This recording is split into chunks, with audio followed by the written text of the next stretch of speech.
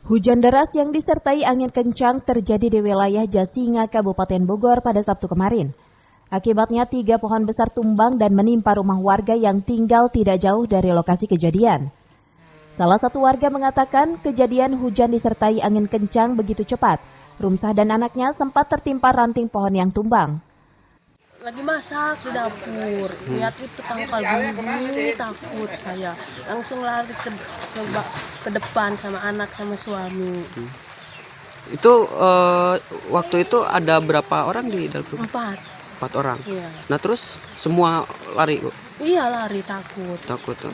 Ada yang kena luka nggak? Ini anak saya ketinggalan kenteng di depan, Gitu. yang perempuan. Pasca kejadian, warga dan pemerintah desa bahu-membahu memotong dahan pohon yang tumbang. Selain itu, evakuasi korban dari 2 keluarga sebanyak 7 orang jiwa juga dilakukan. Pas tadi kira-kira jam 2 itu terjadi angin puting beliung disertai dengan hujan lebat mengakibatkan pepohonan roboh.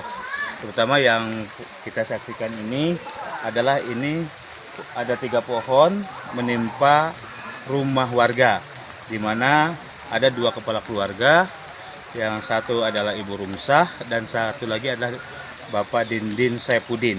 Ya, kami dari tim desa segera turun ke lapangan untuk mengevakuasi dan membereskan bangunan ini ataupun pepohonan yang menimpa bangunan ini, dan alhamdulillah tidak ada korban jiwa. Tetap ini ada sebagai bencana, kita laporkan juga ke pihak terkait.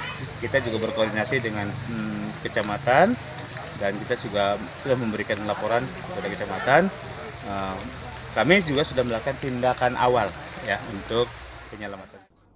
Lebih lanjut dikatakan Badrudin pihaknya akan membantu warga yang tertimpa pohon dengan program Rutilahu. Pasalnya keluarga korban ini sudah masuk dalam usulan program Rutilahu. Dari Jasinga, Kabupaten Bogor, Iman Abdurrahman melaporkan.